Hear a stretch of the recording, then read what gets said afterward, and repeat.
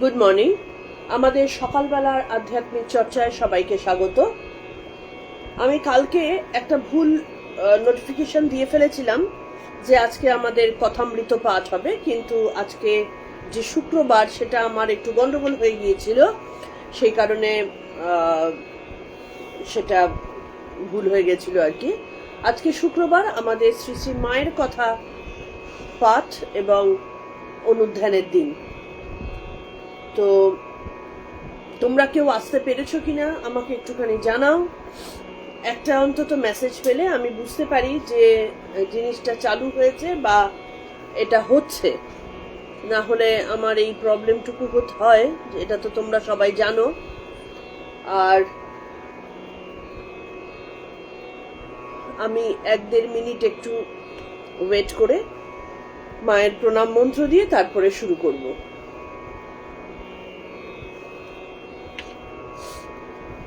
আমরা পড়ছিলাম মায়ের বিভিন্ন রূপ সাধু সন্ন্যাসীদের সামনে কিভাবে ধরা পড়েছিল স্বামী চেতনানন্দজি মহারাজের ভাষায়, এবং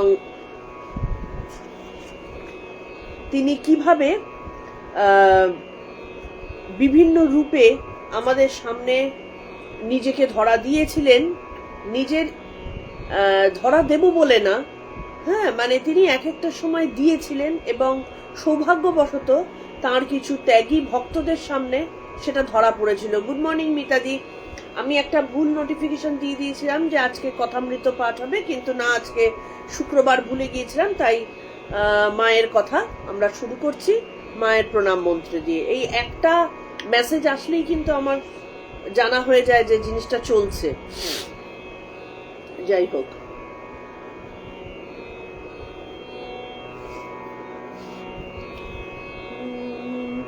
जननीं शारदां देवीं रामकृष्णं जगद्गुरुं पादपद्मे तयो श्रुत्वा प्रणमामि मुहुर्मुहुः। सर्वमङ्गलामङ्गल्ये शिवे सर्वार्थसाधिके शरण्ये त्र्यम्बके गौरी नारायणी नमोस्तुते। सृष्टि स्थिति विनाशानं शक्तिभूते सनातनी गुणाश्रये गुणामयी नारायणी नमोस्तुते।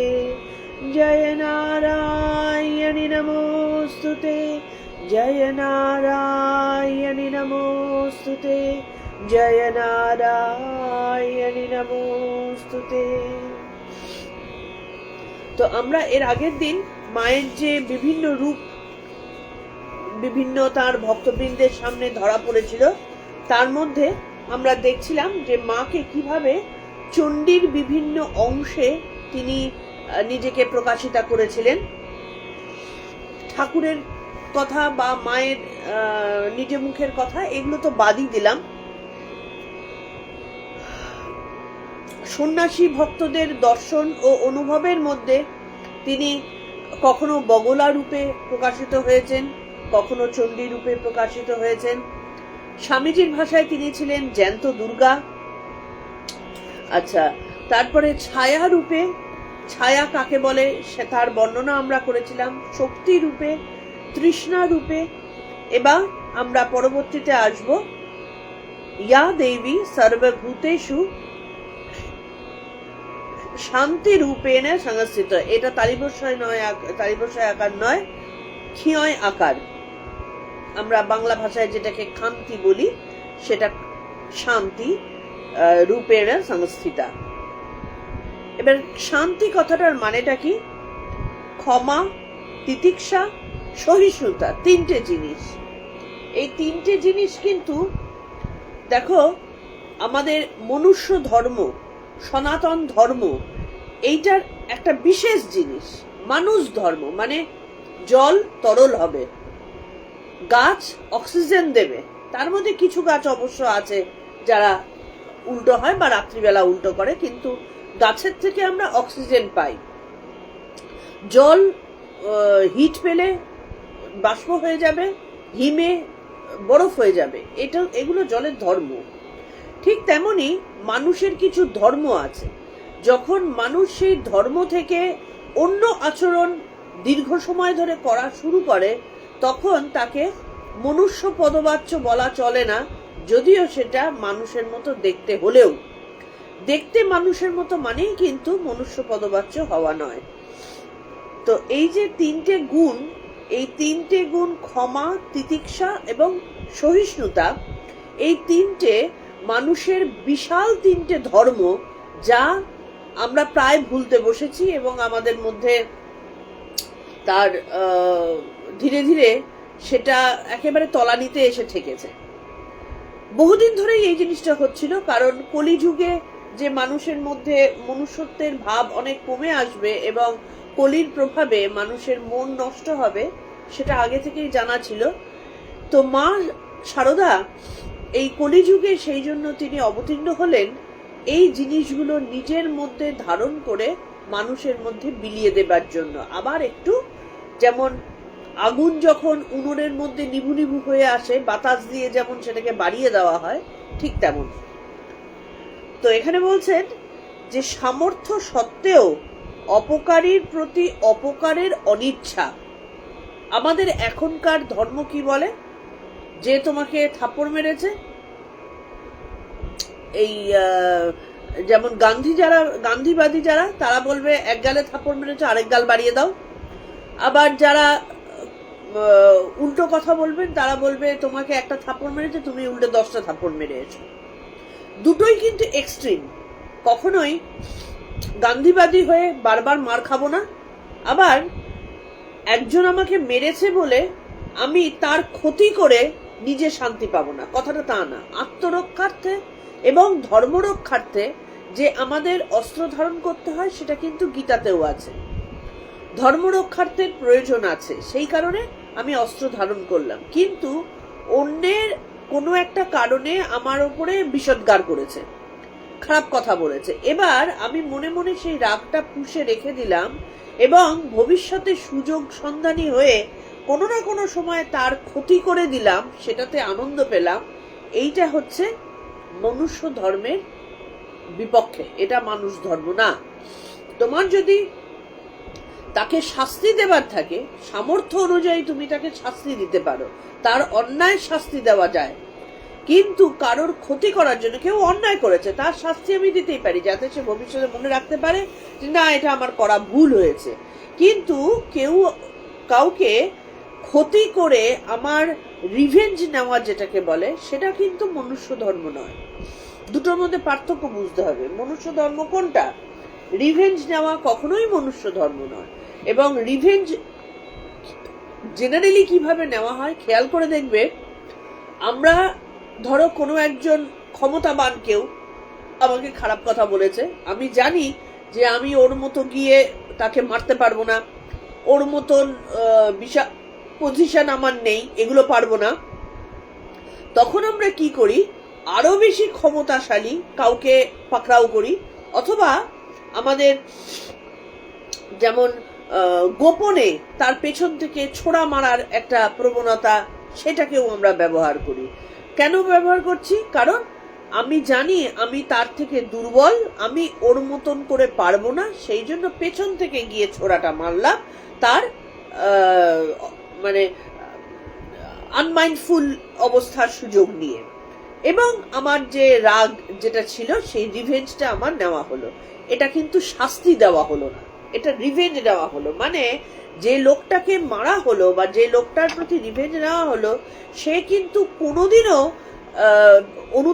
অনুতপ্ত হবে না যে আমি কেন এই লোকটাকে খারাপ কথা বলেছিলাম, বরং উল্টে তার ভেতরে রাগ আরো মাথা চাড়া দিয়ে উঠবে যে সে আমাকে পেছন থেকে ছোড়া মেরেছে বলে। তাহলে আমার এই শাস্তিটা বেসিক্যালি কিছু লাভ হলো না। তার থেকে আমি যদি তাকে সামনাসামনি, তার ক্ষমতা, আমার যদি ক্ষমতা বেশি থাকে, সামনাসামনি দ্বন্দ্বযুদ্ধে আহ্বান করো, তার সাথে সেই দিয়ে কি বলে, তার মনের মধ্যে যেন সেই অনুতাপ আসে যে না, একে আমার অন্যায় হয়েছে বলা, সেটা একটা জিনিস। তাই বলছেন সামর্থ্য সত্ত্বেও, আমার সামর্থ্য আছে, আমি ওকে মারতে পারি, আমার ক্ষমতা আছে, আমি ওর সাথে ওকে ছোট করতে পারি, সবই পারি, কিন্তু তারপরেও ওর অপকার হয়ে যাবে ভেবে ওর অপকারে অনিচ্ছা, ইচ্ছাটাই করলো না, তাদেরকে করে কি হবে। এই দেবী জগৎজননী তিনি মূর্তিমতী ক্ষমা। আমরা ক্ষমা মানেটা ভাবি যে ও কিছু করেছে এবং আমি কিছু করলাম না, কিন্তু মনের মধ্যে তার ভেতরে গজর গজর গজর করতেই থাকছি, এটাকে ক্ষমা বলে না। ক্ষমা হচ্ছে এইটাকে যে আমার সামর্থ্য আছে, কিন্তু তারপরেও ওর প্রতি কিছু করার ইচ্ছেটাই হলো না, যে পারবো না বলে করলাম না তা না, আমি পারি, অনেক কিছু করতে পারি, কিন্তু আমি করলাম না কারণ আমার ইচ্ছাটা হলো না, এবং ইচ্ছাটা হলো না পরবর্তীতে মনের মধ্যে পুষে রাখলাম না, ওটা ভুলেই গেলাম, সেখানে তার প্রতি আমার কোনো আর দায়বদ্ধতা নেই। তিনি মূর্তিমতী ক্ষমা। এই ক্ষমাময়ী মূর্তিতে তিনি জীব জগৎকে অনাদিকাল থেকে বুকে ধারণ করে আছেন। মায়ের এই মূর্তি প্রকাশ হলে জীব যথার্থ শান্তি লাভ করতে পারে। মায়ের অসাধারণ ক্ষমাগুণের কথা মনে করে বলরাম বসু বলতেন, ক্ষমা রূপা তপস্বিনী। শারদানন্দ বলেছেন, আমাদেরকে দেখছো তো, পান থেকে চুন খসলে আমরা চোটে আগুন হয়, কিন্তু মাকে দেখো, তার ভাইয়েরা কি কাণ্ডই করছেন, অথচ তিনি যেমন তেমনটিই আছেন, ধীর স্থির। মায়ের ভাইদের মধ্যে যে কেচাকেচি, তারপরে পাগলি মামির মাকে বেগুন ছুঁড়ে মারা, অকথ্য ভাষায় গালিগালাজ করা, এই সমস্ত কিছু, দারিদ্রতা, মানে এই সব তো আমরা জানি, অনেক কিছুই আমরা জানি। তো আমাদের শারদানন্দ মহারাজ বলছেন যে আমাদের সামান্য একটু এদিক থেকে ওদিক হলে আমরা চোটে আগুন হয়ে যাই, কিন্তু মা এইগুলো শুধু মুখ বুঝে মেনে নিচ্ছেন না, মেনে নেওয়া একটা জিনিস, তাকে কোনো এফেক্টই করছে না, তিনি যেমন তেমনই ধীর স্থির, কোনো রকম হই হট্টগোল নেই, কোনো রকম নিজের মধ্যে অশান্তি নেই, শান্ত। একদিন রাধু, এবার এইগুলো হচ্ছে আমাদের মায়ের কথা প্রসঙ্গে আমরা জানবো যে মায়ের সাথে কিরকম কাণ্ডগুলো হয়েছিল। একদিন রাধু, এই যে রেগে, রাধু মেরেছিল পাগলি মামিনা, রাধু রেগে চুবড়ি থেকে একটা বড় বেগুন মায়ের পিঠে সজোরে ছুঁড়ে মারলো। আমরা ভাবি বেগুন খুব ছোটখাটো জিনিস, নরম জিনিস মারলে লাগবে না, বেগুনের দূর থেকে ছোড়া বাড়ি একবার খেয়ে কেউ দেখো তো, কতখানি সাংঘাতিক একটা কাজ রাধু করে ফেললো। এত রাগ যে একটা বড় বেগুন মায়ের পিঠে সজোরে ছুঁড়ে মারলো। দুম করে শব্দ হওয়ার সঙ্গে সঙ্গে যন্ত্রণায় মায়ের পিঠ বেঁকে গেল এবং স্থানটি লাল হয়ে ফুলে উঠল। মা ঠাকুরের দিকে চেয়ে জোর হাতে বললেন, ঠাকুর, ওর অপরাধ নিও না, ও অবোধ। তারপর রাধুকে বললেন, তুই এত কষ্ট দিচ্ছিস, তুই কি বুঝবি আমার স্থান কোথায়? আমি যদি রুষ্ট হই, ত্রিভুবনে তোর আশ্রয় নেই। মা এইখানটাতে তার আসল রূপ বার করে ফেললেন কথায়, যে ঠাকুরের কাছে তিনি প্রার্থনা করলেন, কারণ তিনি জানেন যে এর ফল কি মারাত্মক হতে পারে। যে যিনি মানে ঠাকুরের লীলা সঙ্গিনী, যিনি সর্বভূতের, তিনি জগৎ প্রসবিনী, যিনি এই সমগ্র জগৎকে, বিশ্বকে ধারণ করে রেখেছেন, সেই মহামায়া তার উপরে রাগ দেখাচ্ছে। হ্যাঁ, যে রাগই কিনা প্রকৃতি, যার মধ্যে মহামায়া লুকায়িত রয়েছেন, সেইটা ছুঁড়ে, বেগুন ছুঁড়ে সেই রাগ প্রকাশ করে দিল তাঁরই ওপর। তাহলে কি ভয়ঙ্কর কাণ্ড। ঠাকুর সেখানে, এই মা সেখানে হাত জোর করে কি বলছেন, ঠাকুর তুমি ওকে ক্ষমা করো। এই যে ক্ষমা করো, দেখবে আমাদেরকে যদি বাইরের কেউ কোনো খারাপ কথা বলে, কোনো কটু উক্তি করে, কি কিছু একটা করে, আমাদের ভালোবাসার লোকজনগুলো অনেক সময় গিয়ে আমার হয়ে কথা বলে আসবে, তাই না? এটা কিন্তু খুব স্বাভাবিক। তো মা যেখানে আহ, সাক্ষাৎ জগদ্ধাত্রী, তাকে যদি কষ্ট দেওয়া হয়, অন্যান্য দেবদেবতা যে সমস্ত শক্তি রয়েছেন তারা যে কুপিত হবেন, এটা খুব স্বাভাবিক। কিন্তু মা সেখানে ঠাকুরের কাছে প্রার্থনা করলেন যে কেউ ওর অপরাধ নিও না। হ্যাঁ, এইটা করতে পারলেন কেন? কারণ তার নিজের মধ্যে অত জোরে ব্যথা লাগা সত্ত্বেও তার পিঠ ফুলে উঠেছে লাল হয়ে, তারপরেও তিনি কিন্তু নিজে ক্ষমাশীলা, কারণ তিনি জানেন যে তিনি কুপিতা হলে কি হতে পারে। রাধুকে যে বললেন যে তুই কি বুঝবি আমার স্থান কোথায়, আমি যদি রুষ্ট হই ত্রিভুবনে স্বর্গমর্ত পাতাল কোথাও তোর আশ্রয় নেই। মা তো জানেন, তার মানে কি ক্ষমতাশালী হয়ে মা তো মুখ দিয়ে দুটো অভিশাপ দিয়ে দিতে পারতেন, করলেন না তো। মা কি বললেন যে তুই কি বুঝবি আমার স্থান, আমি যদি রুষ্ট হই ত্রিভুবনে তোর আশ্রয় নেই, এবং ঠাকুরের কাছে ক্ষমা প্রার্থনা করলেন ওর হয়ে, রাধুর হয়ে। মা বলতেন পৃথিবীর মতো সহ্যগুণ থাকা চাই। এই যে জিনিসটা মা করলেন, মা তো সত্যিই পারতেন। মার সাথে রাধুর কিসের অত আহামরি ইয়ে ছিল? রাধুকে তো আশ্রয় করে তিনি বেঁচেছিলেন, জাস্ট মায়া, যোগমায়া। ঠাকুর তো বলেছিলেন যে তোমার বেঁচে থাকার জন্য ইয়ে, তাই যখন তখন মন উঠিয়ে নিতে পারতেন। কিন্তু মা এই যে সহ্যটা করলেন, এই যে ক্ষমাটা করলেন, এটা কিসের জন্য করলেন? শিক্ষা। মা পৃথিবীর সমস্ত মানুষের জন্য, তথা আমাদের নারী জাতির জন্য, খেয়াল করে দেখবে একটা কোনো মহিলা যদি রেগে যায়, সত্যিকারের রেগে যায়, এবং সে যদি বুদ্ধিমতী হয়, সে তার ক্ষমতাকে যদি জানে যে আমি কি করতে পারি, দেখবে সেই মহিলাকে আটকানো যায় না। মহিলারা যদি খারাপ কাজও করে, সেটা ডেঞ্জারাস লেভেলে খারাপ কাজ হয়, তার সাথে পেরে ওঠা যাবে না। মহিলারা যদি খুনি হয়, দেখবে সেই খুন ধরা খুব কঠিন হয়, কারণ মহিলাদের মধ্যে এই মহিলা রূপে তো প্রকৃতির ওই ব্যাপারটা আছে।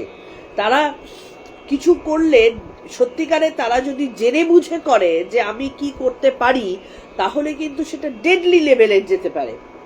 সেই কারণে মা সবার জন্য, তথা মহিলাদের জন্য কি শিক্ষা দিলেন?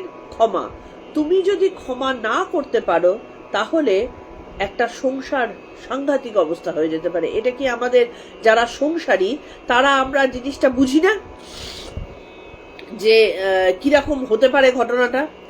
দেখবে অনেক এই যে কুটকচালি টাইপের শাশুড়ি টাশুড়িরা আছেন না, কি বউ, ছেলের বউ, হ্যাঁ, ভীষণ বদমাইশ, তারা দেখবে যদি মন কুট হয়, তারা কিরাম সূক্ষ্মভাবে ধীরে ধীরে ধীরে ধীরে একটা সংসারের মধ্যে ভাঙন ধরিয়ে দেয়। যে মা, যে বাবা দীর্ঘকাল ধরে অক্লান্ত পরিশ্রম করে নিজেদেরকে ক্ষয় করে একটা সুন্দর সংসার তিলে তিলে তৈরি করলেন, একটা হয়তো ছেলের বউ এসে ঠিক কিরকম ভাবে সংসারটা ভাঙন ধরিয়ে দিল। বা উল্টোটাও হতে পারে শাশুড়ির ক্ষেত্রে, শাশুড়ি এমন হলো যে ছেলের বউয়ের এত ভালোবাসা, সেটাও ভাঙন ধরে গেল। তাহলে একজন মহিলা কিন্তু পারে অনেক কিছু, তো তিনি যদি ক্ষমা না করেন, তাহলে একটা সুন্দর সংসার কখনো তৈরি হয় না। তাই মা শিক্ষা দিলেন যে ক্ষমা করতে শেখো। আর কি বলতেন? পৃথিবীর মতো সহ্যগুণ থাকা চাই। পৃথিবীর ওপর দিয়ে কত উৎপাত, কত উপদ্রব হয়ে যাচ্ছে, পৃথিবী কিন্তু সব একভাবে সহ্য করে যাচ্ছে। এই রকম সহ্যগুণ মানুষেরও হওয়া চাই। তাহলে মানুষের সহ্যগুণ হওয়া চাই। এবার আমার এক এক, মানে এটা ভগবান কারোর জন্য না করুন, অনেক মেয়েকে বিয়ে দিলাম, মানুষ দিচ্ছে, দিয়ে শ্বশুর বাড়িতে গিয়ে অত্যাচারিত হচ্ছে। তাহলে মেয়েকে কি বলবো যে তুমি অত্যাচার সহ্য করো? ওই যে প্রকৃতির থেকে শিক্ষা নিতে হয়। খেয়াল করে দেখবে প্রকৃতি সহ্য করছেন, কিন্তু করতে করতে একটা সময় যখন তিনি খড়গহস্ত হচ্ছেন, লক্ষ লক্ষ লোক শেষ হয়ে যাচ্ছে। একটা সুনামি আসলো, বিশাল ক্ষয়ক্ষতি হয়ে গেল। একটা দুর্ভিক্ষ আসলো, বিশাল ক্ষয়ক্ষতি হয়ে গেল। এই দুর্ভিক্ষ কেন আসে? এই প্রকৃতির ভারসাম্যতা নষ্ট হয় কেন? মানুষেরই করা কাজের জন্য। পাগলের মতো গাছ কাটছি, পাগলের মতো প্রকৃতির জিনিস ধ্বংস করছি, প্রকৃতি এক সময় রুষ্ট হন যখন, তখন একেবারে লক্ষ লক্ষ মানুষের মধ্যে ধ্বংস নেমে আসে। বা এই যে এক একটা রোগ, হ্যাঁ, প্রকৃতির থেকে রোগের আমরা উপাচার পেতে পারতাম, কিন্তু আমরা প্রকৃতিকে মান্যতা দিইনি দেখে প্রকৃতির ওপরে মানে প্রকৃতির কাছ থেকে আমরা সেই ইয়েটা পেলাম না, মানে সেই সহযোগিতা পেলাম না। তাহলে এইরকম ভাবে প্রকৃতির মতন, পৃথিবীর মতন সহ্য গুণ থাকা সত্ত্বেও পৃথিবী কিন্তু দীর্ঘকাল ধরে সহ্য করেন, করতে করতে একবার ফেসে ওঠেন। কটা সুনামি প্রত্যেক দিন হচ্ছে, আমাদের পৃথিবীর বয়স কত, আর কটা বা ভূমিকম্প, কটা বা সুনামি, কটা বা দুর্ভিক্ষ হয়েছে, বয়সের সাথে প্রতিদিনের সাথে হিসেব করলে কিছুই না। তাহলে সেই রকম কিন্তু একটা যদি কোপ পড়ে, সেই কোপ কিন্তু মানে দীর্ঘকাল মানুষকে মনে রাখায় যে না, এটা করা উচিত হয়নি।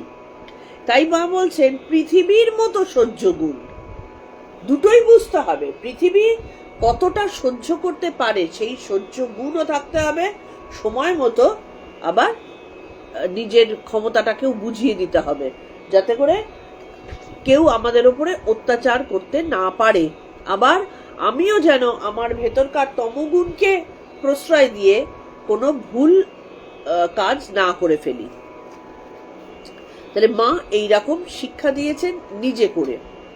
এবার কি আসছে, ইয়া দেবী সর্বভূতেষু জাতি রূপেণ সংস্থিতা। জাতি রূপে কি জাতি? জন্ম, উৎপত্তি, ব্রহ্মসত্তা, গোত্র, মনুষ্য ইত্যাদি, এই যে বিভিন্ন জাতি। দেবী নিত্য হয়েও বহু পদার্থে সমবেত, এটি তার জাতি মূর্তি। মানে কি, দেবী তিনি শক্তি, তিনি নিত্য, কোথাও কোনো মানে ছেঁড়া জায়গা নেই, সবকিছুর মধ্যে তিনি নিত্য। পূর্বেও তিনি নিত্য, বর্তমানেও নিত্য, ভবিষ্যতেও নিত্য, তিনি আছেন। এটাই সনাতন ধর্ম, এটাই দেবী।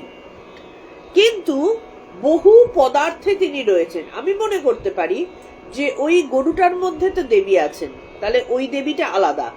এই কুকুরটার মধ্যেও দেবী আছেন, এই দেবীটা আলাদা। আবার মানুষের মধ্যেও আছেন, এটা আলাদা।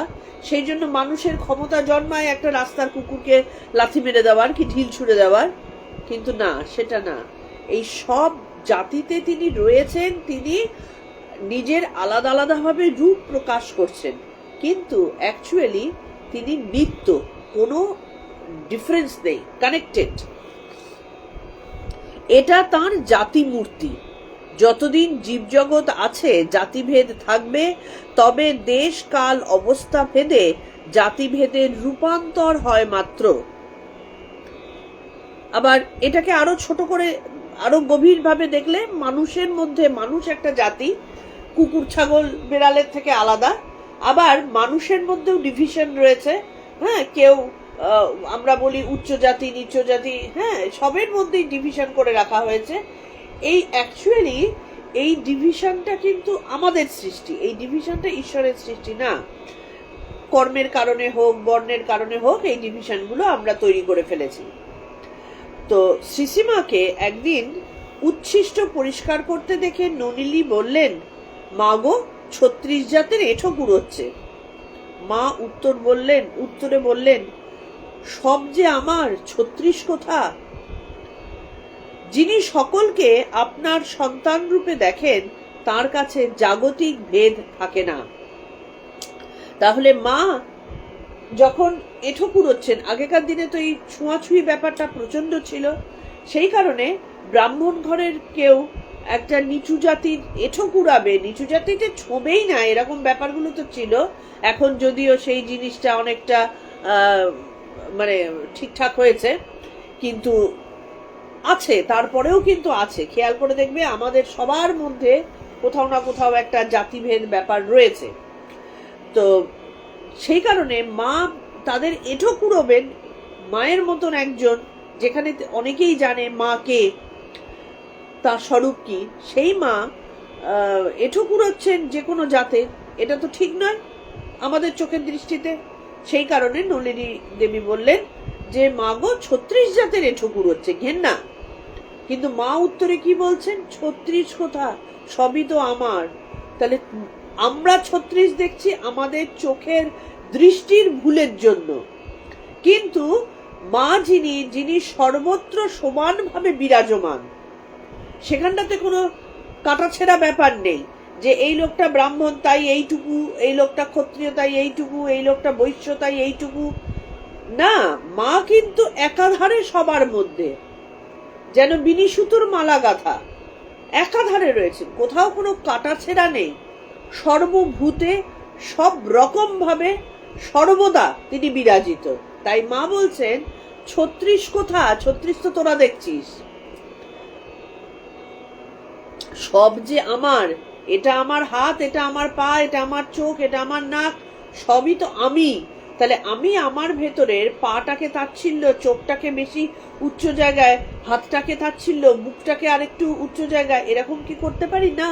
এই সব মিলে আমি তো, যিনি জগৎধাত্রী, যিনি জগতে সমস্ত কিছুকে ধারণ করে রয়েছেন তার নিজের মধ্যে, তিনি কি বলতে পারেন কখনো যে 36? তিনি তো দেখতেই পাচ্ছেন না, তাই বলছেন 36 কোথায়।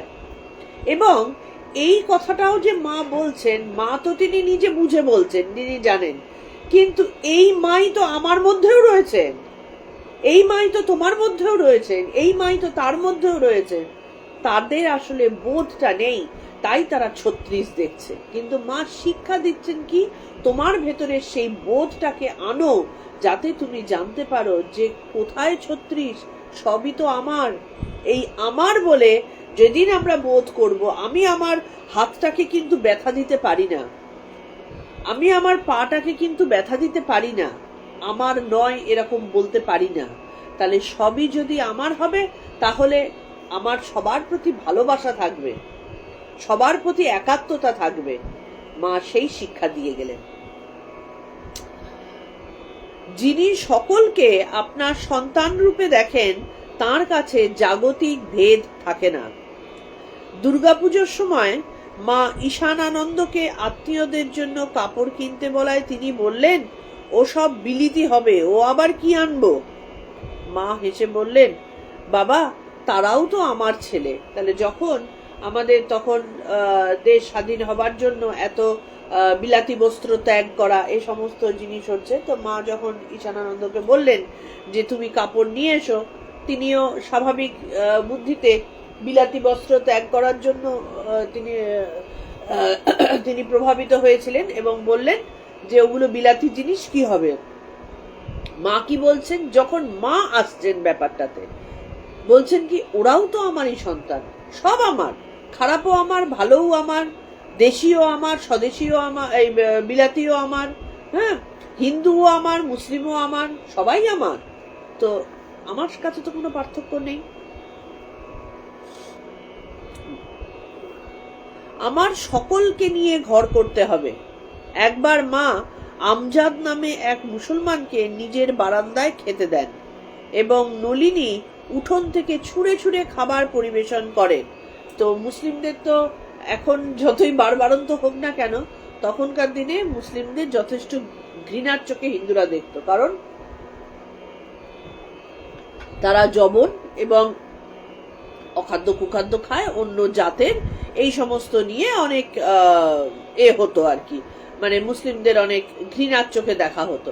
তো সেই কারণে এতটাই, আমার মামার বাড়িতেও আমি দেখেছি, মানে মুসলিমদের খাবারের গ্লাস আর আমাদের খাবারের গ্লাস কখনোই এক হবে না, তাদেরকে কখনোই বাড়ির ভেতরে বসতে দেওয়া হবে না, তাদের যা কিছুই বাইরের থেকে, তাদের পায়ে ধুলো যেন না পড়ে। তো সেই ইয়েতে মা নিজের বারান্দায় খেতে দিয়েছেন, নলিনী তখন কি করছেন, ছুঁড়ে ছুঁড়ে খাবার পরিবেশন করছেন। তা দেখে মা বলেন, অমনি করে দিলে মানুষের কি খেয়ে সুখ হয়? তুই না পারিস, আমি দিচ্ছি। দেখো, আমরা এমন অনেকে আছি যাদের খাবারের দেওয়ার মধ্যে যে একটা পবিত্রতা, সেটা থাকে না। আমি অনেককে দেখেছি, খাবার পরিবেশন করতে পারাটা একটা আর্ট। মা কবেকার মহিলা, কতদিন আগে তিনি এই শিক্ষাটা দিলেন, সুন্দর করে খাবার পরিবেশন করতে হয়, এরকম ভাবে অনেককে আমি দেখেছি। আমরাও, আমাদের বাড়িতেও অনেকে এসেছে, আত্মীয় স্বজনের মধ্যে এমন অনেকে দেখেছি, আমাকে ছুড়ে দেওয়া, ওপর থেকে ফেলে দিলাম, কি হাতাটা দিয়ে এরকম ঢক করে ডালটা ভাললাম, সেটা ছিটিয়ে গেল, এগুলো ভাবে না। ধীরে সুস্থে সুন্দরভাবে কত সূক্ষ্মাতি সূক্ষ্ম জিনিস শিক্ষা মা আমাদের জগতের সবাইকে দিয়ে গেছেন, এইটা বুঝতে হবে। খেতে দেওয়ার সময় পরিপাটি করে, দেখো না মিশনের সাধুরা খেতে দেন, মাকে যখন খাবার পরিবেশন করছেন, ঠাকুরকে খাবার পরিবেশন করছেন, দেখবে কি সুন্দর সাজানো একেবারে, মানে কোনো খুঁত নেই। এবার ঠাকুর মাকে তারা দিচ্ছেন, মানে তাদেরকে যদি তুমি বলো আমাকে খাবার দিতে, একই রকম ভাবে দেবেন। দুটো কারণ, এক নম্বর ওটা তাদের স্বভাবে গুণে ঢুকে গেছে, দু নম্বর তারা আমাদের মধ্যেও সেই ঠাকুর মাকেই দেখবেন, সেই কারণে খাবার সুন্দর করে পরিবেশন করতে হয়। তো মা নলিনী দিদিকে সেটাই বলছেন, সুন্দর করে খাবার পরিবেশন না করলে খেয়ে সুখ হয় না, তুই না পারিস আমি দিচ্ছি। খাবার পর আমজাদের এঁঠো পাতা তোলা হলে মা স্থানটি পরিষ্কার করলেন। তাতে নলিনী বলে ওঠে, ও পিসিমা তোমার জাত গেল। মা ধমক দিয়ে বললেন, আমার শরৎ যেমন ছেলে এই আমজাদও তেমন ছেলে। এইটা বিশাল একটা কথা, যে তখনকার দিনে, আজ থেকে কত বছর আগে, যখন ভারতবর্ষ কুসংস্কারে অন্ধকারে আচ্ছন্ন হয়ে রয়েছে, জাতপাত নিয়ে তাদের মধ্যে একটা ভ্রান্ত ধারণা, মা সেই সময় একজন তথাকথিত শিক্ষা না পাওয়া একজন মহিলা, তিনি কি করলেন, সেকুলারিজম, এইটাকে বলে আমরা যে সেকুলারিজম সেকুলারিজম করে মাথা ব্যথা করি না, করে হিন্দুদেরকে যত ছোট পারি ছোট করতে পারি, মানে এখনকার দিনে সেকুলারিজম কথাটার মানেই হয়ে গেছে কত রকম ভাবে হিন্দুদেরকে ছোট করা যায়। মা সত্যিকারের সেকুলারিজমের শিক্ষা দিলেন। সেকুলারিজম মানে সমতা, আমি সেকুলার, আমি একটাকে ছোট করে আরেকটাকে বড় করা নয়, একটাকে যার যা স্থান তাকে সেই জায়গায় সেই অনুযায়ী সম্মানটা দেওয়া, এটাকে সেকুলারিজম বলে।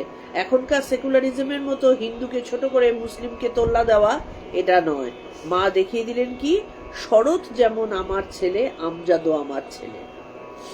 তাহলে এটা মায়ের আরেকটা বিশেষ রূপ। এবার কি, ইয়া দেবী সর্বভূতেষু লজ্জা রূপেণ সংস্থিতা। লজ্জা রূপী, লজ্জা আমরা মনে করি আমাদের একটা গুণ বা লাজুক প্রকৃতি, একটা গুণ মানে প্রকৃতি আর কি। এই যে প্রকৃতিটা, প্রকৃতিই তো পরমা প্রকৃতি, তাহলে লজ্জাটা কিন্তু মা, লজ্জার রূপে তিনি আমাদের সামনে আসছেন। কোন লজ্জা রূপে? যে লজ্জা আমাদের ধারণ করা প্রয়োজন, সেই লজ্জা রূপে। তাহলে এখানটাতে মা কি দেখাচ্ছেন, এই লজ্জা রূপে দেবী কিভাবে আসেন। আমরা ধরতে পারি না, দেবীকে সব সময় মনে করি সেই 10 হাত বিশিষ্ট সিংহের পিঠে চড়া দেবী, কি 1 হাত জিব্বার করা মা কালীর মতন দেবী না। লজ্জার রূপটা কিন্তু মায়ের আরেকটা রূপ, তিনি বহুরূপী, তিনি বহুরূপী সেজে আমাদের সামনে আসেন, আমরা ধরতে পারি না। তাহলে এই লজ্জা রূপী যখন একটা, এগুলো বুঝতে হয় কোথায় কোথায় কিভাবে তিনি আছেন। যখন একজন মহিলা সুন্দরভাবে পরিপাটি হয়ে, তিনি তার মধ্যে নম্র ভদ্র একটা সাজ পোশাক করে রয়েছেন, এই যে একটা পবিত্র একটা ভাব, সেইটাকে আজকালকার দিনে লোকেরা বোঝে না, তার মধ্যেও কদর্য ভাব খুঁজে বেড়ায়। কিন্তু এই ভাবটাকে বুঝতে হয়। তো মা এখানটাতে লজ্জা, ব্রীড়া বা নম্রতা, দেবী জীব হৃদয়ে লজ্জা মূর্তিতে আত্মপ্রকাশ করেন বলে সন্তানগণ অনেক সময় নিন্দিত কর্মের অনুষ্ঠানে বিরত হয়। আমরা দেখবে অনেক সময় অনেক কিছু হয়তো মনে হচ্ছে এটা করেই ফেলি, কিন্তু একটা ভেতরে ভেতরে লজ্জা কাজ করছে, না এটা আমি যদি করি আমাকে লোকে কি বলবে, এটা আমি যদি করি আমার নিজের কাছে আমি ছোট হয়ে যাব, লোকের কথা বাদই দিলাম, আমার শিক্ষা দীক্ষার কাছে আমি ছোট হয়ে যাব, আমি এটা করব না।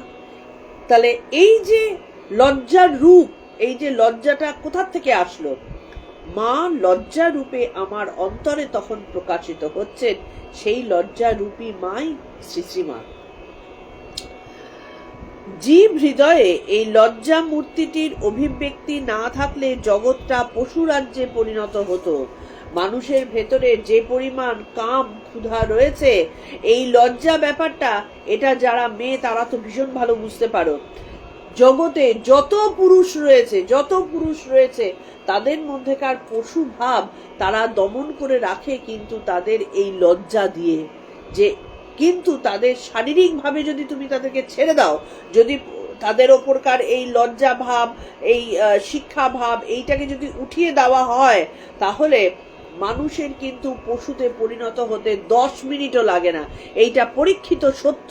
একবার একজন, এটা জানো বোধহয়, আমি বলেও ছিলাম, একবার একজন খুব স্বনামধন্যা সেলিব্রিটি আর কি, যেটা ইংল্যান্ডের বা ওই রকমই বিদেশের কোনো একটা হবে, আমি খুব ভালো জানি না, মনে নেই এখন।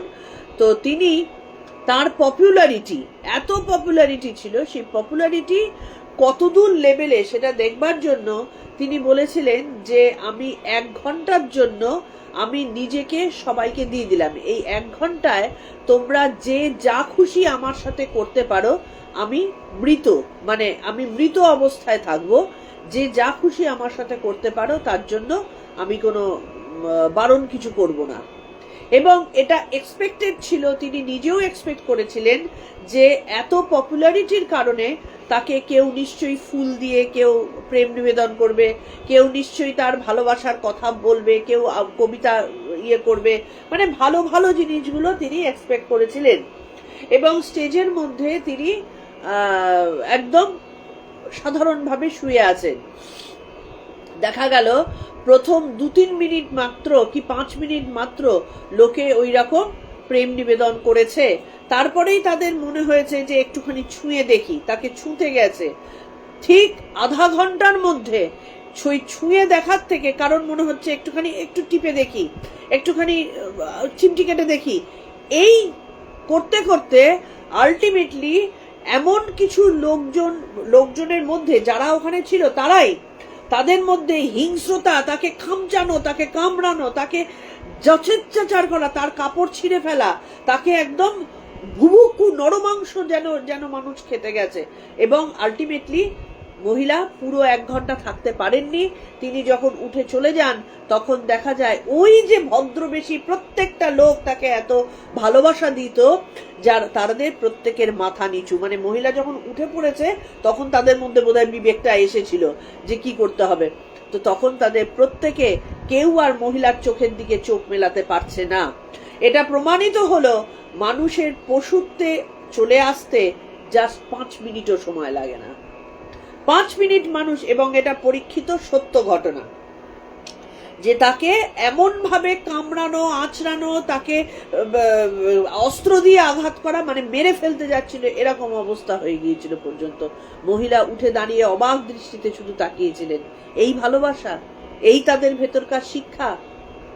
তাহলে আমাদের ভেতরে যদি লজ্জা রূপে মা অবস্থান না করেন, তিনি যদি বিবেক রূপে অবস্থান না করেন, মানুষের পশুত্বে নামতে 1 মুহূর্ত সময় লাগবে না।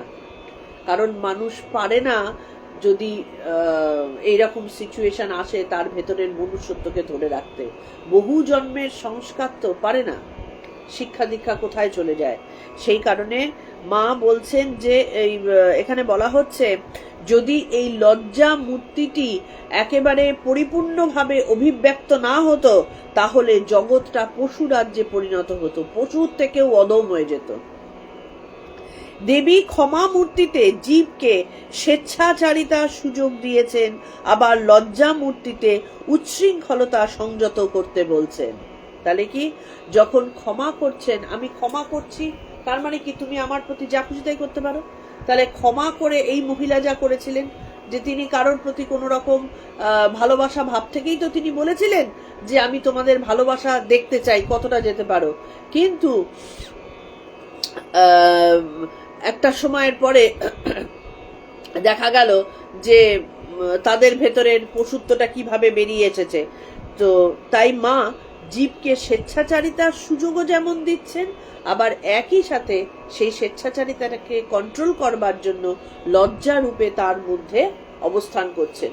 যখন তার মধ্যে থেকে লজ্জাটা চলে যায়, কারোর মধ্যে থেকে যদি লজ্জা চলে যায়, তখন সেটা বুঝতে হবে তার ভেতরে বেসিক্যালি রাক্ষস ভর করা, মানে আমরা ইয়েতে বলি মায়ের অবস্থান তো তখন আর নেই, মানে তার ভেতরে তমগুণ, তার ভেতরের, এখন আমরা তর্কের খাতিরে বলতেই পারি এই তমগুণটাও তো মা, কিন্তু মা যদি না থাকেন মানুষ রসাতলে চলে যাবে, রসাতলে একেবারে। তখন সেই তমগুণ থেকে উদ্ধার করা, এই তম থেকে উদ্ধার করা, অন্ধকার থেকে উদ্ধার করা কারোর পক্ষে সম্ভব হবে না, জন্ম জন্মান্তর ধরে সেইখানে থাকবে।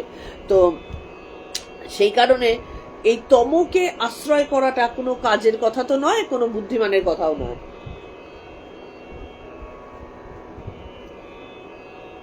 সেই জন্য মা লজ্জা মূর্তিতে ধারণ করতে বলেছেন। আজকালকার দিনেই দেখো না, এক একজন মহিলাদেরকেও দেখি শিক্ষিত, অতি শিক্ষিত, কিন্তু নির্লজ্জ বেহায়ার মতো আচার আচরণ, কথাবার্তা, ভাবনা, তাদের ভাবনার মধ্যে ঢুকলে নিজের লজ্জা লাগে যে কি করে একটা মানুষ, এত একজন মহিলা এত নিম্ন চিন্তা করতে পারে। এবং তারা কিন্তু শিক্ষিত, তারা কিন্তু সমাজে বেশ আমি একজন বলে ঘুরে বেড়ায়। হ্যাঁ, তাহলে এই যে জিনিসগুলো, এটা কি আমার চোখে সেই মহিলাকে বা সেই পুরুষকে কোনো ভালো জায়গায় নিয়ে আসলো না? সে নিজের কাছে নিজে, যখন তার জ্ঞান হবে, সে অজ্ঞান অন্ধকারে ডুবে আছে, তাই চেহারাটা মানুষের মতো হওয়া সত্ত্বেও তার ভেতর থেকে শুধুমাত্র সেই নোংরা জিনিসটাই বেরোচ্ছে, কারণ মা তার মধ্যে অবস্থান করছেন না। যার মধ্যে মায়ের প্রকাশ যত বেশি, তার মধ্যে সেই লজ্জাশীলা ভাব তার মধ্যে সেরকম থাকবে। মা শারদা ছিলেন অবগুণ্ঠনবতী, অত্যন্ত লজ্জাশীলা। লজ্জার আবরণে ঘোমটা দিয়ে তিনি অধিকাংশ সময় নিজেকে ঢেকে রাখতেন। তাহলে মায়ের মতন কি আমরা যারা চাকরি বাকরি করছি, বাইরে যাচ্ছি, দৌড়াদৌড়ি করছি, খেলাধুলো করছি, পারবো ঘোমটা দিয়ে থাকতে? না, মা কিন্তু সেটা বলছেন না। অন্তরের লজ্জাকে ধারণ করে রাখা, এই এক একজন দেখা যায় যে এমন এক একটা বেশভূষা, আমাদের কাছাকাছি বহু লোকজন আছে যে বেশভূষায় বেসিক্যালি তাদের দিকে তাকানো যায় না, সত্যিকারেরই তাকানো যায় না, সেইটার কথা বারণ করছেন। আমাদের পক্ষে এখন মাথায় ঘুমটা দিয়ে বাসে ট্রামে যাতায়াত করা সম্ভব নয়। আমরা অফিসে গিয়ে যাব, মাথায় ঘুমটা দিয়ে বসে কাজ করব, এটা হয় না।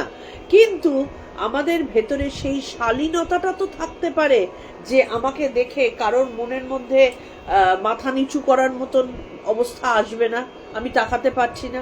আমার এমন সাজ পোশাক হবে, এমন ভাবে নিজেকে তৈরি করব যাতে করে, বা সামনে আমি প্রকাশিত করব যাতে করে আমার সাথে লোকে চোখে চোখ মিলিয়ে সুন্দরভাবে কথা বলতে পারে, যে কোনো লোক। তো মা একদিন কথা প্রসঙ্গে লক্ষ্মী ঠাকুরের কাছে কীর্তনিয়াদের অনুকরণে গাইতে গাইতে নেচে কথা প্রসঙ্গে বলেন, লক্ষ্মী ঠাকুরের কাছে কীর্তনিয়াদের অনুকরণে গাইতে গাইতে নেচে অঙ্গভঙ্গি করে দেখাতো। ঠাকুর আমাকে বলেছিলেন, ওর ওই ভাব, তুমি যেন ওর লয়ে লয় দিয়ে লজ্জা ভেঙো না। তাহলে ঠাকুরের কাছে লক্ষ্মী, হ্যাঁ, তিনি ওই রকম ভাবে দেখাতেন কীর্তনিয়াদের অনুকরণ করে। ঠাকুর মাকে সাবধান করে দিলেন, ওর ওটা ভাব, ও ওই রকম ভাবে করছে, কিন্তু তুমি যেন সেই ওটা ও ওরকম করছে বলে আমিও করি, সেটা করো না, লজ্জা ভেঙো না। একবার জয়রামবাটিতে রাধু, মাকু, নলিনী প্রভৃতি নানা কথাবার্তায় হইচই করছে, লজ্জা শরমের বালাই নেই। মা তাদের বললেন, ও কি হচ্ছে তোদের? তোদের একটু লজ্জা সমীহ নেই? মেয়েদের ওসব বাড়াবাড়ি ভালো না। এবার মা মেয়েদের কথাটা কেন বললেন? দেখো, মেয়েদের মধ্যে না সৌন্দর্য এত বেশি আছে, এত সুন্দর হয় মেয়েরা, সামান্যতেই প্রকাশিত হয়ে যায়, লোকের চোখে পড়ে যায় যে কোনো মেয়ে। সেই কারণেই দেখো না মেয়েদের প্রতি লালসাটা বড্ড বেশি। আগ্রাসী পুরুষের চোখ সবার আগে পড়ে, সেই জন্য সংযত মেয়েদের হতে হয়। এবার মেয়েরা ফুঁসে উঠবে, তাহলে কি আমি আমার মতো বাঁচবো না? তোমার মতো বাঁচাটা যদি উচ্ছৃঙ্খলতা হয়, তোমার মতো বাঁচাটা যদি কারোর চোখের লালসা নিয়ে আসে, তাহলে সেই বাঁচাটা ঠিক নয়, তাহলে চেঞ্জ করতে হবে আমাকে। আমি যথেচ্ছাচার করার নাম যদি স্বাধীনতা হয়, তাহলে সেটা ঠিক নয়। আমি যা খুশি পড়া, যা খুশি বলা, যেভাবে খুশি চলা, এটাকে যথেচ্ছাচার বলে।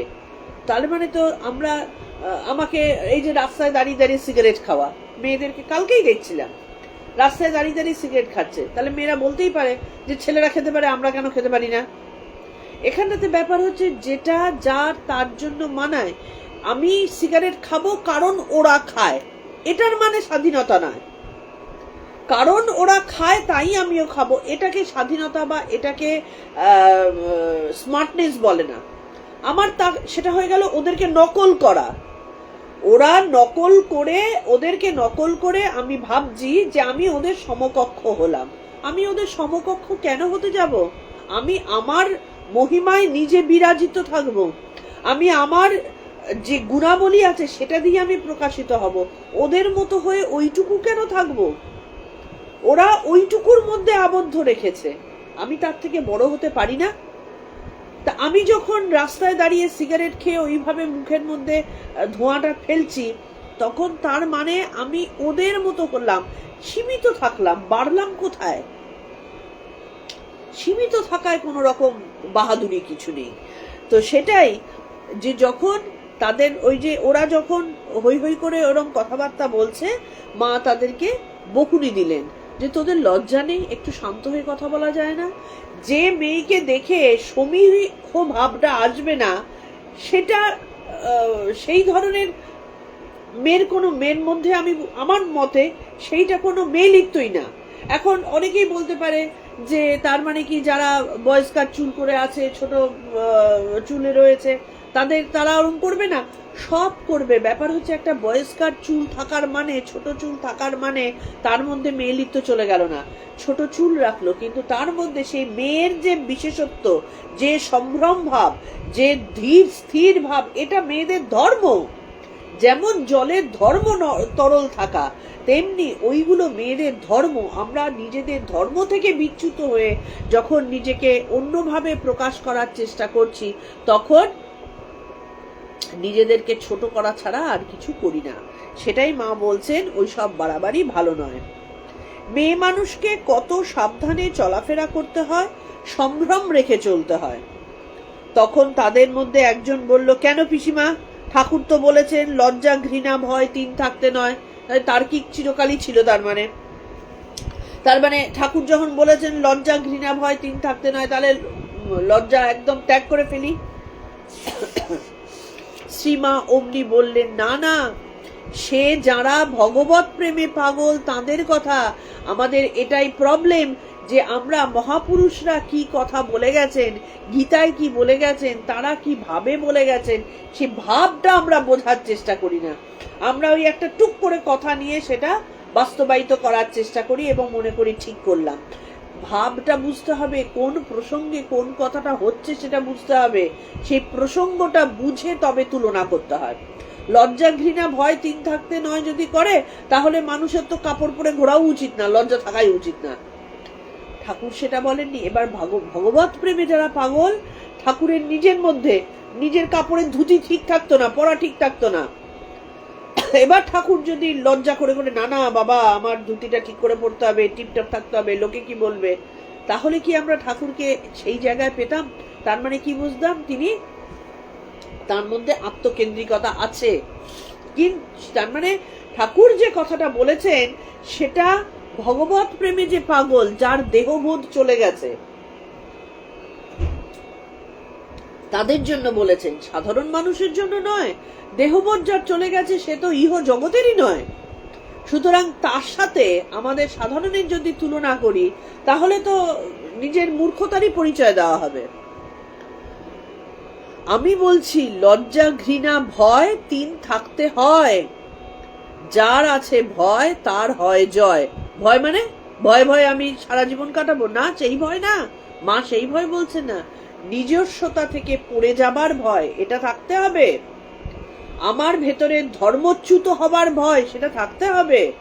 ওই জন্য মায়ের কাছে সদা সর্বদা প্রার্থনা করতে হয়, মা যেন আমার পদস্খলন না হয়, আমার মধ্যে যেন কোনোভাবে নিজস্বতা থেকে আমি পড়ে না যাই। আমার ধর্ম, আমি গোপা, আমি অমুক, আমি তমুক, সেইটা না, ওই জিনিস না। আমার নারী ধর্ম, সেটার থেকে যেন স্খলন না হয়। বিশেষ করে মেয়ে মানুষের লজ্জা নারীর ভূষণ, লজ্জা নারীর সতীত্ব রক্ষা করে, ঘৃণা মানুষকে ঘৃণা নয়। এই যে বলছেন লজ্জা ঘৃণা ভয় 3 থাকতে হয়, তাহলে মা যখন বললেন লজ্জা ঘৃণা ভয় 3টেই থাকতে হবে, তার মানে আমি ঘেন্না রাখবে, ওই তাহলে ননিনী দিদি যে ছুঁড়ে ছুঁড়ে দিচ্ছিল ঘেন্না ছিল, তাহলে তো ঠিকই ছিল, মা তাকে কেন সমালোচনা করলেন? এখানে বলছেন মানুষকে ঘৃণা নয়, নোংরামি বা অপকর্মকে ঘৃণা। আমি যদি অপকর্ম চিনতে না পারি, তার প্রতি যদি আমার ঘৃণাবোধ না থাকে, এই যে আমি কালকে যেটা বলছিলাম যে রাস্তায় দাঁড়িয়ে দাঁড়িয়ে সিগারেট খাওয়া, এইটা যে তাকে মানাচ্ছে না, সেই ঘৃণাবোধ আমার মধ্যে যদি ওই ঘৃণাবোধ না থাকে, আমি আমার মেয়েকেও শিক্ষা দিতে পারবো না, আমার মেয়েও শিখবে না। তাহলে এই ঘৃণাবোধ যদি না থাকে, অপকর্ম কোনটা সুকর্ম কোনটা কুকর্ম এইটা যদি না থাকে, তাহলে তো তুমি সমাজে সেই সম্মানটা পাবে না। যে সম্মানের জন্য আমরা মাথা কুটে মরি, যে সম্মানের জন্য আমরা নিচে পর্যন্ত নেমে যেতে চাই, সেই সম্মান কিন্তু থাকবে না। ভয় সাপকে বাঘকে বা মরণকে নয়। ভয় কিসের? মর্যাদাহানির ভয়, লোক অপবাদের ভয়, লোক লজ্জার ভয়। তাহলে আমি ভয়, যে ভয় থাকতে হয়, কিসের ভয়? আমি যা দেখি, আমি সাপ ব্যাঙ টিকটিকি সবেতে ভয়ে মরছি, আমি ভূতের ভয়ে মরছি, এই ভয়ে ভয়ে থাকলে তো নিজের ভেতরটাই নষ্ট হয়ে গেল, কুকড়ে গেল। মা সেই ভয়ের কথা বলছেন না। মা কি বলছেন? ভয় সাপ ব্যাঙ কি মরণকেও নয়, মৃত্যুকেও ভয় করবে না। ভয় কাকে করবে? ওই যে পদস্খলনের ভয়, মর্যাদাহানির ভয়, আমার ভেতরের যে মর্যাদা রয়েছে সেখান থেকে পড়ে যাবার ভয়। এই জন্য নিজেকে সদা সতর্ক থাকতে হয়, সদা সতর্ক রাখতে হয়। তারপরেও যে আজকালকার দিনে সবসময় থাকে তা নয়, কারণ এখনকার দিনকালটাই এমন পড়েছে যে নিজেকে বাঁচিয়ে চলা বড় মুশকিল। আমি নিজে বড্ড ভুক্তভোগী, কত বাঁচিয়ে বাঁচিয়ে চলার পরেও এমন কিছু পশুদের সামনে পড়তে হয় যে এটা আজকালকার দিনের মেয়েরা প্রচুর এটা ভুক্তভোগী। তার জন্য ওই যে আবার মাকে পড়তে হয় যতটা সম্ভব, যতটা ভাবে পারা যায় নিজের মধ্যেকার পার্সোনালিটি বের করে। তা পার্সোনালিটি কিভাবে বেরোবে? গম্ভীর হয়ে থাকলেই পার্সোনালিটি বেরোয়?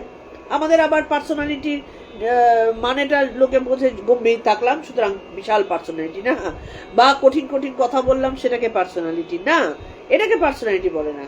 কথার মধ্যে মাধুর্য থাকবে, কিন্তু নিজের অন্তরে দেবীত্বকে প্রকাশিত করতে হবে, তবে সেটাকে পার্সোনালিটি বলবে। কারণ আমার ভেতরে দেবী আছেন, সেই দেবীত্বকে প্রকাশিত করাটাই হচ্ছে পার্সোনালিটির লক্ষণ। গম্ভীর হয়ে থাকা নয়, চ্যাটাং চ্যাটাং কথা বলে আরেকজনের মনে দুঃখ দেওয়া নয়, ঝগড়া করে নিজের আধিপত্য স্থাপন করা নয়। এইগুলোকে পার্সোনালিটি বলে না, এইগুলোকে সেই অধঃপতনই বলে। সুতরাং মায়ের কাছে প্রার্থনা করতে হয় যে আমার যেন কোনোভাবে অধঃপতন না হয়। আর মা শিক্ষা দিচ্ছেন কি,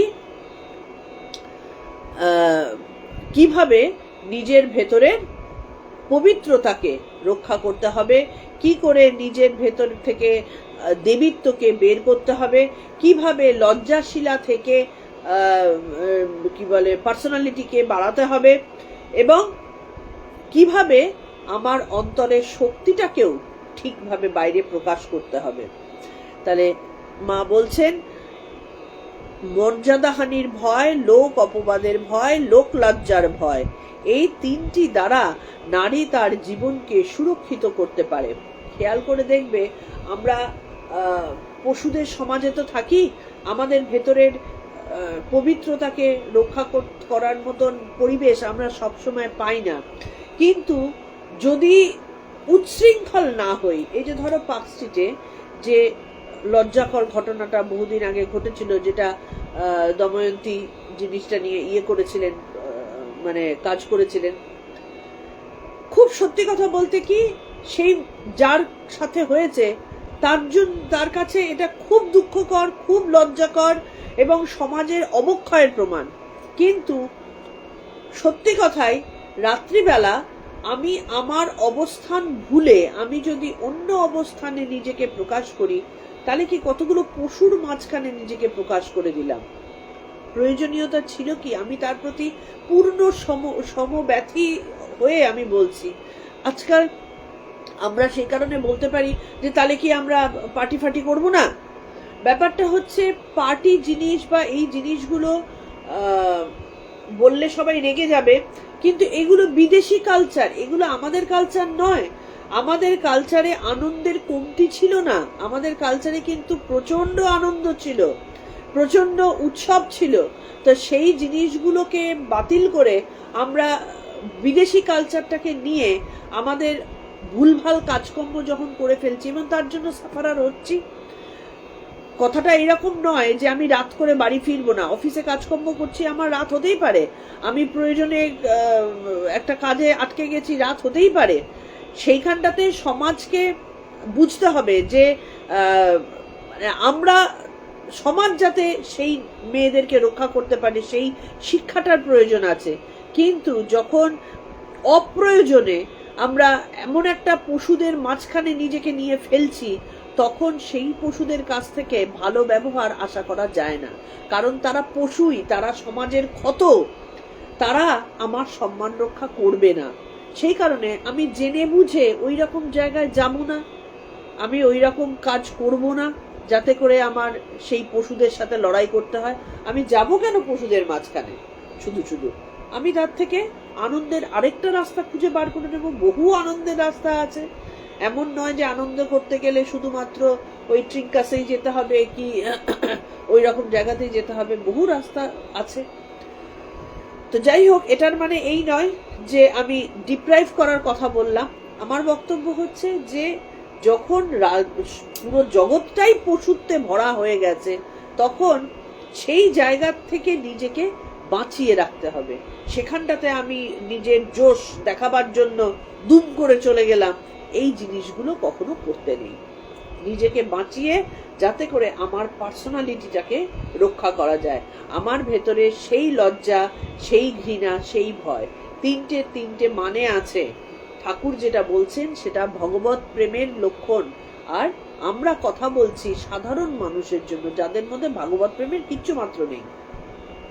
তাদের সমাজে থেকে একজন মহিলার কিভাবে চলতে হয়, এই কারণে মাকে জানতে হবে। মা এই তিনটে কথা বললেন যে লজ্জা, ঘৃণা, ভয় থাকতে হয়, তিনটে থাকতে লাগবে। কি করে থাকতে লাগবে, কোথায় কোথায় তিনটেকে ব্যবহার করতে হবে, মা আজকে সেইটা বললেন।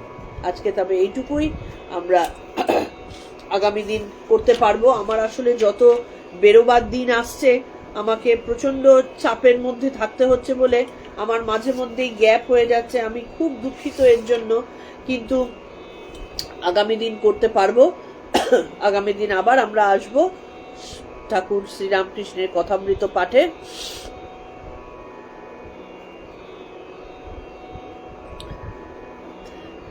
তোমরা নোটিশের জন্য অপেক্ষা করো। কালকে কোনো কারণে নোটিশটা ছোট, মানে আমি যে পেছনে ব্যাকগ্রাউন্ড দিয়ে দিই সেটা আসলে ভুলে গেছিলাম, আমার দেওয়া হয়নি, পরে আর ঠিক করতে পারিনি। আমার মনে হয় অনেকেই সেই কারণে বোধহয় সময় মতো আসতে পারোনি। তো যাই হোক, আমাদের এইটা তো থেকে যায়, আমাদের এই লাইফটা থেকে যায়। তোমরা সেই লাইফ থেকে আজকে মা কি কি রূপে আমাদের সামনে কি কি শিক্ষা দিলেন সেটা সবাই দেখে নিও আর কি। আমরা আজকে এইটুকুই। ঠাকুর, মা, স্বামীজির পায়ে আলুণ্ঠিত প্রণাম জানিয়ে আজকের মতন আমাদের মায়ের কথা শেষ করছি। আগামী দিনের নোটিশের অপেক্ষায় থেকে।